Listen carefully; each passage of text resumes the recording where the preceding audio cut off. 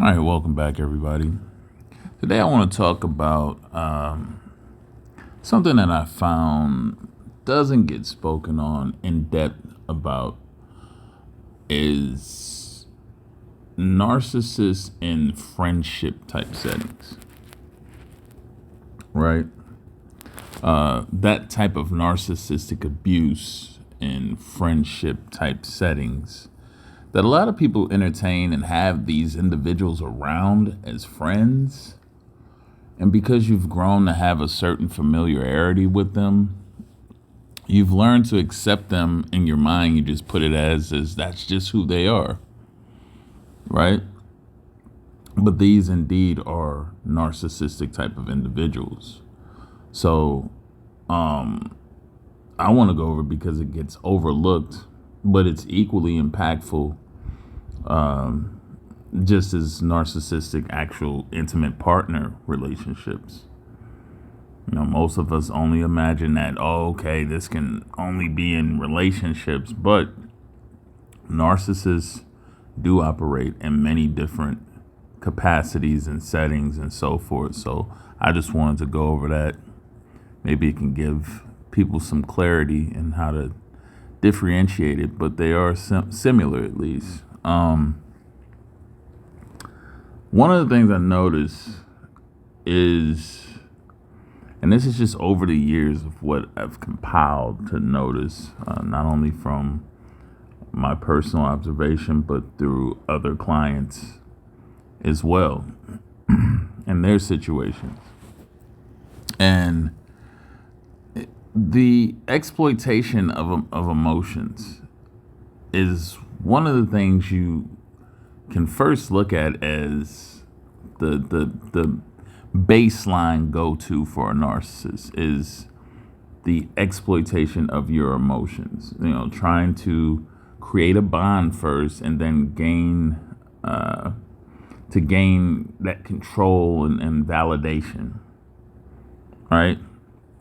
So one thing, if you have these type of friends, they like to kind of create a subtle dependency, right, on them. They like to create that dependency on them. Or if they're gonna go out, they're always asking if you can go with them or want you to go with them and stuff like that. They want you to be around them in a lot of instances, right? And this is kind of part of that isolation thing too, because you never really see them having others that they're really spending time with. Narcissists don't have a lot of friends in general. One thing you may have noticed in a dynamic of narcissistic friends is abruptly canceling plans at the last minute, right? And why do they do this? Because they want to test your loyalty. They want to test that out. How loyal are you going to be to them? They can be quite demanding, right? Constant attention seeking, especially if they're having a crisis or something. But you'll notice they'll dismiss yours fairly quick. They're not really in when it comes to you. It's kind of brushed over, and it's, they they'll put it in a sense to where, well, let's just hang out or something, but it never will go in depth in the form of support, genuine support, when you have an issue going on. Narcissists tend not to like to deal with personal issues or deep issues with anybody. If it's not about them, they don't want to hear your problems. They're not going to be there just as you are for them. And if you're in that type of dynamic, you gotta pay attention to that. Like I said, a lot of you overlook this because y'all been friends for so long and you just grew to know that this is just who they are, and you learn to tolerate it. Most people who deal with narcissistic abuse or narcissists they've normalized that toxic interaction, so it doesn't bother them. And that's why you deal with it. But those types of interactions are indeed toxic. Let's face it, they're just toxic interactions. Another big thing you'll see in narcissistic friendships is triangulation and like the group or around family settings, or when they get around their family, or when they get around certain other groups of people. And in these friendships, narcissists, they often, a lot of times, leverage group settings to create discord. They put you in competitive situations or in favoritism to maintain that control over you. And sometimes this might involve putting one friend that they or associate that they deal with against you. They want to seek that admiration, even if it's online in group chats.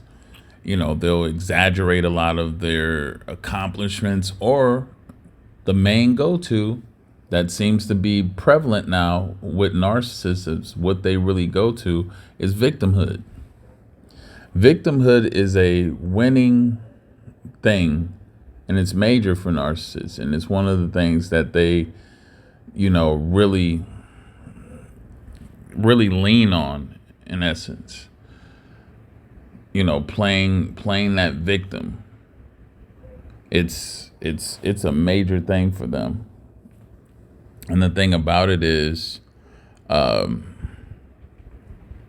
when someone plays victim, and I've said this before, why it's so powerful and why it's so effective is because it allows them to be able to be the one that is given the sympathy, empathy, and attention. Takes the need and help off of you, and it puts it all on them. Like, well, I'm the victim. I'm telling you from a victim standpoint. So it throws you off guard. Right? And that's the main go-to for narcissists today. Right? As of now, that is the main go-to, is playing victim. You'll see a lack of reciprocity from them. And this is different than in romantic relationships where you can see these imbalances of reciprocity a lot easier than in a friendship setting, right? In a friendship, they might just expect unwavering support, but fail to provide the same, as I said, if the shoe is on the other foot. Right?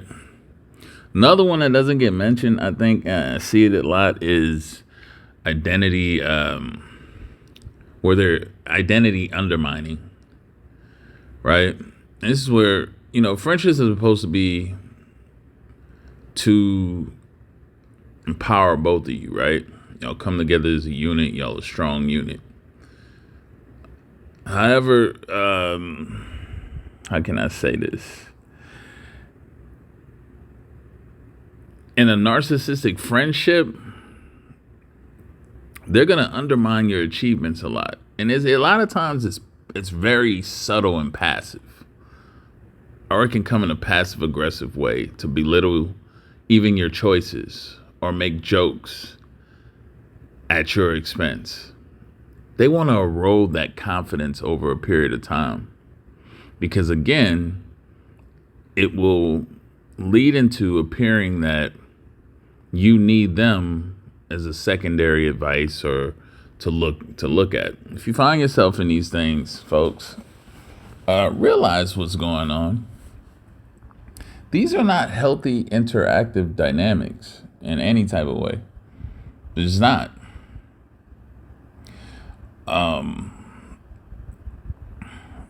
That's one of the major things. If you're finding that, you have to learn how to spot narcissistic abuse. And sometimes these people, they just were brought up in that way. They don't know any better. That's just how they operate. But nonetheless, it is still toxic. In romantic, like in romantic or relationships or intimate partner relationships, people, they're sharing living spaces, they have routines, they're making, trying to make the most out of it. If you're in a situation with a narcissist in that way, that you're going to see the abuse more frequent because you are around them. This is one of the reasons why the friendship dynamic, it slides under the radar, because you're not necessarily around them in every moment.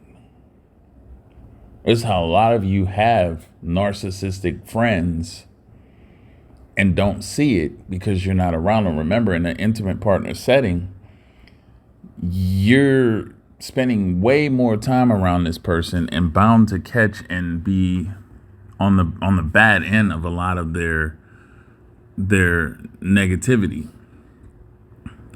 You're going to see more of that personality disorder play out by being in an intimate setting with them, in a transactional relationship with them,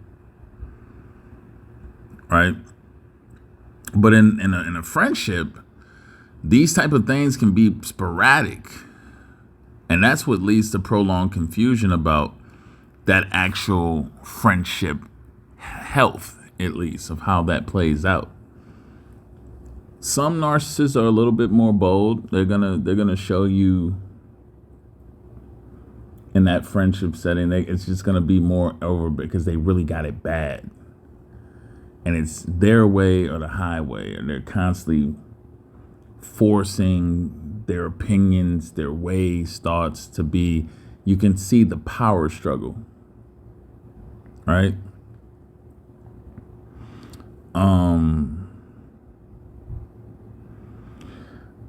The main thing, I'll say this, just in a nutshell, in a friendship setting, it's going to be more or less an emotional dependency that narcissists are out to create,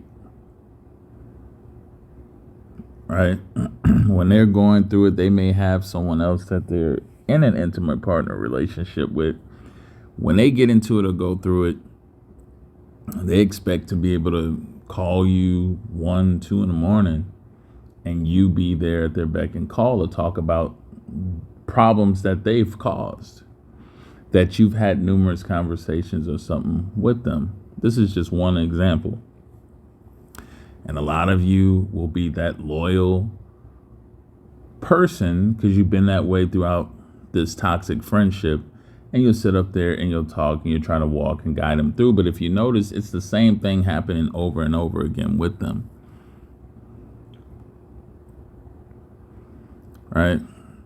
The main thing is you gotta end it. And I know a lot of people don't want to hear that because you've grown an attachment to them too. Whenever it comes to having fun or doing something, especially if it's sporadic, they're always down. And that's what makes you give them that level of importance and value to the so-called friendship.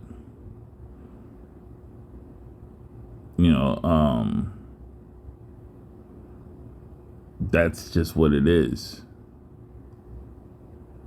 And a lot of you don't want to go because you've known their problems over the years. You've seen what they went to, and you have a certain amount of sympathy and sorrow. So it makes it that much harder for you to cut them off and leave. Right? Most of the time in these situations, you're going to feel isolated, low self-esteem, and confused. It's all toxic. All of it is toxic.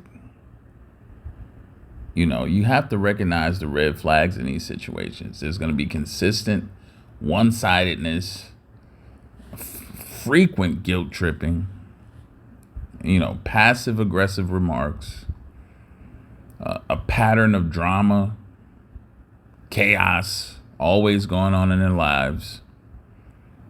This is going to be consistent, right? And when you get to expressing your quote unquote, I statements, They don't want to hear that. That friendship is not about you. It's about you supporting them. It's a support ship. And that's what it looks like when you frame up the narcissistic friendship dynamic. So I would strongly advise, if you see that you're entertaining, if you want to be narcissistic free, you have to stop entertaining those that are displaying that and being that way. Because you are essentially in an unhealthy, unbalanced type of situation. And yes, this can spill into making you more subjected to becoming a victim later down the line, or predisposed at least, of being even in an intimate partner relationship. You have to understand, when you entertain these type of toxic transactional relationships, friendships in this instance, you're grooming yourself. You're actually helping to groom yourself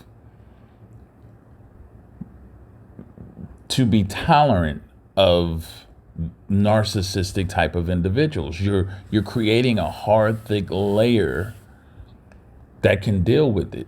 You lose your sensitivity to toxicity. You can tolerate it more.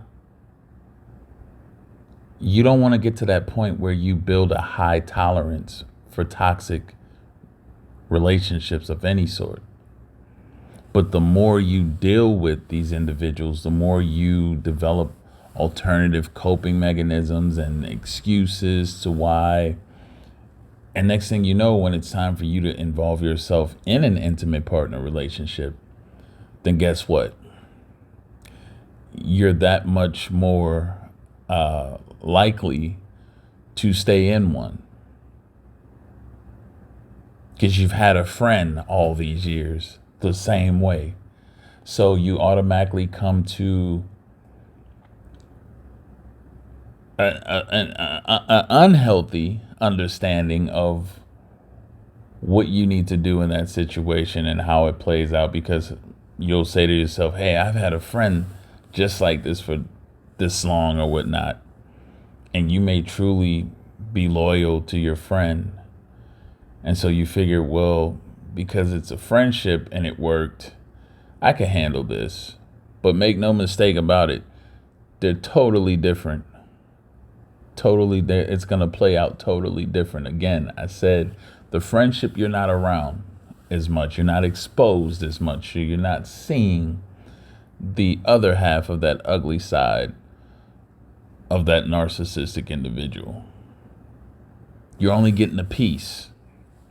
But get yourself involved in a relationship with them and you'll see the full spectrum. And it's not nice, it's not pretty. So, just to conclude, if you are seeing these signs, it's better to cut your losses, distance yourself, and know that they're not healthy and move forward. Too many people hold on to unhealthy individuals. And that's a big part of what allows narcissists to thrive. So that's all I have to say for this. If you felt that this video was helpful, this lesson at least, this coaching was helpful, please consider to subscribe to the channel and like, please. And other than that, make sure y'all paying attention to these signs.